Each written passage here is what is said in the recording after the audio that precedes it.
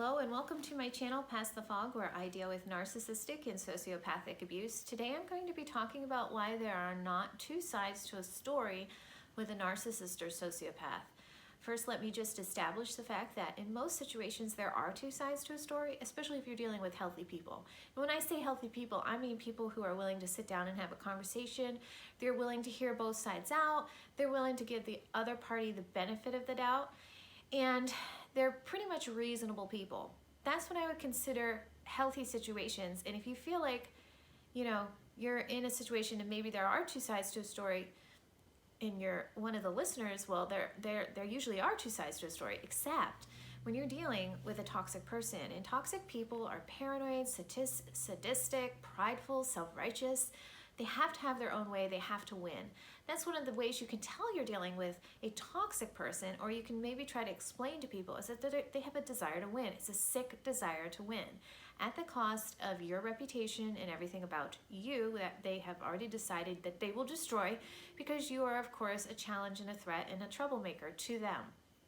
When in actuality, you are the target of their web of lies and deceits that have been spun around you. And of course, you're going to be the black sheep in this situation, because the black sheep comes forward and says, here's what I've done wrong, and I'm sorry. And that's all they can hear, what you did wrong. They never come clean with what they did wrong. And if they did anything wrong, it's because of you. It's never because they actually have their own issues. And they're projecting their issues onto you, and they want you to be responsible for their feelings and their own issues, and you're not. Okay, so there are not two sides to a story, because the narcissist or sociopath is creating an alternate reality based on a false ego that he or she has produced in childhood due to abuse or trauma. This false self, they uphold all through adulthood. Usually, people don't recover from this disorder, and they are using it because they do not want to have to look within to see what kind of a person they are. So they are scapegoating you, they are targeting you, they are abusing you so that you go along with what they're saying about you. You must go along with what they're saying. You must read your lines. And if you don't, you're going to be punished, shamed, flying monkeys are going to come at you, and you're going to feel so terrible about yourself at the end of it. And either way, even if you do agree to go along with what they're saying, you're still going to feel terrible. And if you don't go along and at some point you raise your hand and say, no, I'm not going to be scapegoated, that's not what happened, get ready for the smear campaign, as they will do everything in their power to make sure the truth doesn't come out. You are a huge threat. So what have they done to you to manufacture this whole entire false reality? For one, they're brainwashing you. They're so good at brainwashing. They use something called gaslighting. It's not like a little brainwashing where you or I may tell a lie because we're embarrassed or trying to protect people's feelings. This is like constant brainwashing. This is a rewriting of history. This is a rewriting of reality. And they get you to kind of latch on to their reality. So you're not quite sure what you've done wrong, but all you know is you've done everything wrong. And so you're defending yourself against a false reality. And you actually believe at some point you're in that reality and that you are guilty of what they're saying. So maybe not to a full extent, but to some extent you're thinking, I'm guilty of, oh no, I was blaming him. I shouldn't have been blaming him. Why did I blame him? Well, wait a second. They've made you think that you were blaming him and making it all his fault. They're making you think that you were, and you weren't. So you have to take your power back and think, oh, wait a second, that's not even true. I wasn't trying to blame him, actually. Hold on a second. I kept saying that it wasn't all his fault, but they want you to latch on to their script so that they can look good and you can look bad. And if you're dealing with a covert narcissist, that's their whole goal. They want to steal who you are. They're probably jealous of you. So they're trying to steal your identity. And so if they can get you to crack and have a mental breakdown, or get you to get upset or anything, that just helps in their smear campaign against you. It's called reactive abuse. So the reality with the sociopath, like for instance, in my situation, way back in the beginning, he allowed a false witness to come, to a situation where we were talking. He allowed somebody to rise up as a false witness to that conversation, never corrected the person. Why would he correct the person? He's not going to correct the person because his whole goal is to protect his false self. So he allows it to sit. He allows it to sit there in case he needs it later. Okay? This is how he operates. Then he starts creating alibis in the people around him. Oh, this situation's going on. It's terrible. Oh, please pray. The situation. Oh, please pray.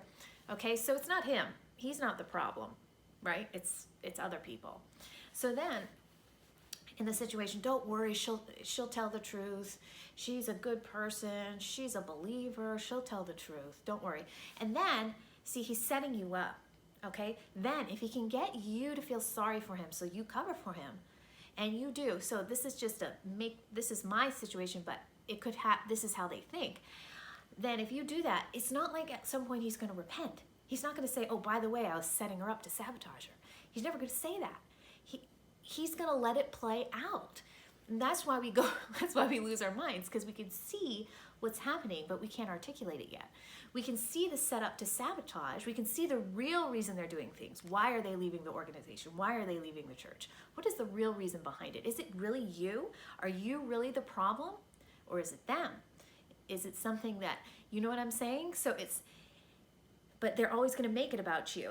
And the thing is, it's not only going to be that you were the problem, it's that, well, it's because we loved her and cared about her, and you know, we were trying to protect her, and we tried to be nice to her, but she was just so unreasonable, and now we're so broken, and our whole lives are destroyed because, oh my gosh, our scapegoat got away. Our scapegoat finally raised her hand and said, wait a second, this is not what's happening. They can't handle it.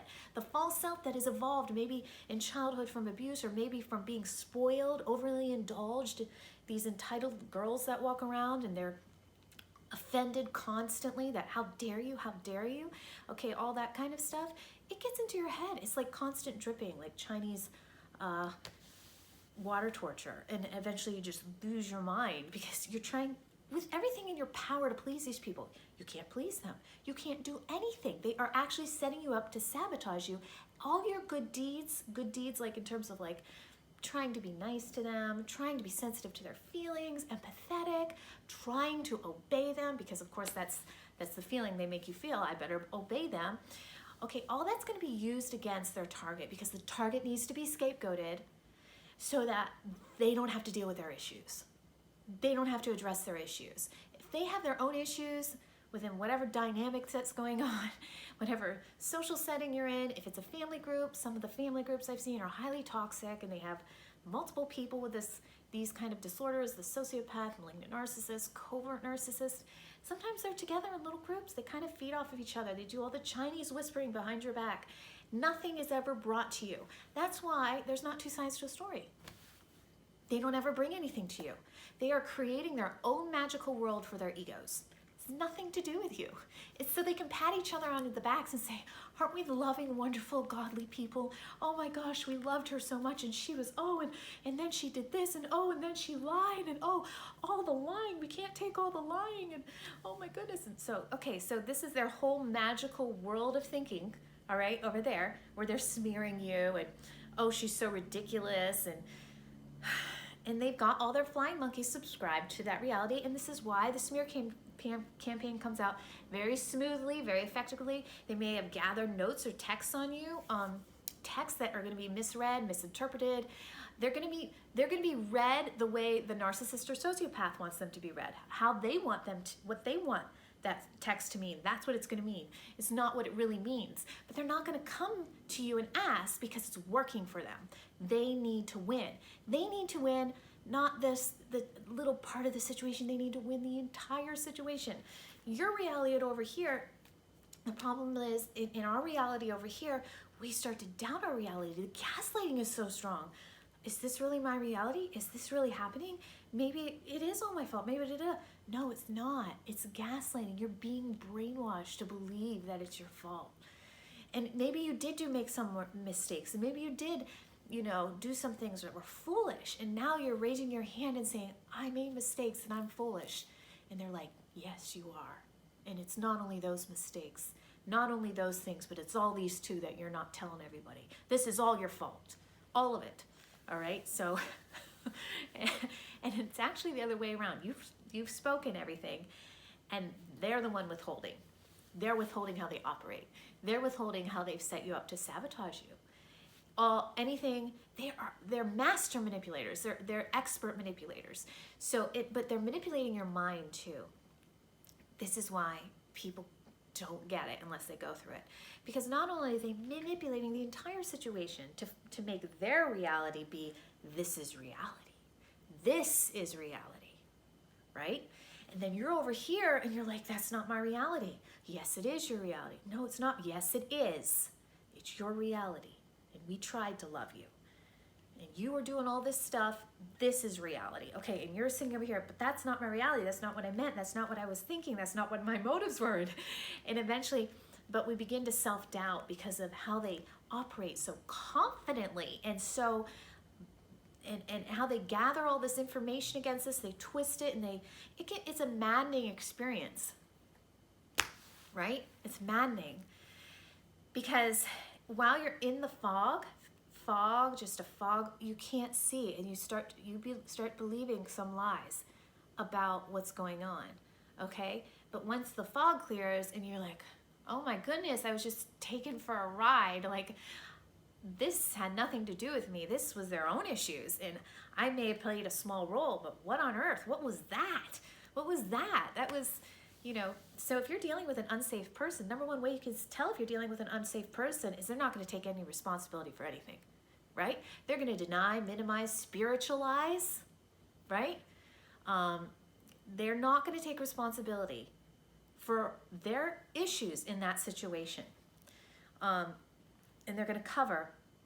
And when you're dealing with an unsafe person or situation, the thing is, the person who's being harmed in the situation is often made to feel like they are responsible for making it right. So they're being harassed online by the flying monkeys who've subscribed to a completely alternate reality that has nothing to do with reality. Once again, for the narcissist or malignant narcissist or covert narcissist egos, okay, or sociopath and his whole perspective, okay. So, you know, you're made to feel like you have to make it right. The thing is, when we try to make it right, when we try to make peace with an abuser, that emboldens the abuser. That emboldens them. They love it. Yes, I got one more piece of information I can twist and use against her. I'm going to win this. She's going down. That's what they're really thinking. They don't love you or care about you. And everyone around them thinks, oh, but they're not talking. They're so loving, and look how broken they are. Well, for one, they are talking, and they can't wait to talk. You know what I mean? So it's this illusion that they want the world to see. You know, they want the world to believe there are two sides to a story. They want to create doubt into people's minds in regards to what you're saying. You know, you're the troublemaker, not them. They're not the abusers, it's you. You could be the nicest person on the planet, most empathetic, kind, people-pleasing even, which is terrible, but you could be a nice person, and they're gonna paint you in the most horrible light possible and use all your reactions against you, and they're going to leave out everything they've done to you, right? So this is why there's not two sides to a story. Their side of the story may have some grain of truth in it, probably does, but it is so fabricated in many ways. It's nothing to do with reality. It is reality to uphold the narcissist's false self, impression management, so that they don't look bad. They can't handle looking inside of themselves. This is too painful for them. They can't handle it. It has to be all you. This is all you. So, but once we give our power away over to an abuser, it emboldens the abuser, and and as the undermining is going on within the situation with an abusive personality, the person being targeted begins to doubt their reality. And this is when the abuser takes full charge in a situation, and he's completely emboldened. And once again, they don't take responsibility. Do they see what they're doing? I think they do. How do you not know you're mistreating someone? How do they not see that you're like pretty much in pieces while they're, you know? So it's just, once they have subscribed to a lie, they don't want to hear anything else because the lie is convenient for them. And there we are sitting in our pain, you know, and hoping that we could have closure with these people, but you got to get away from a manipulator, because if you can get away from a manipulative person, you can probably have some clarity about what's really going on in your situation. Who's really manipulating? Who's the real manipulator?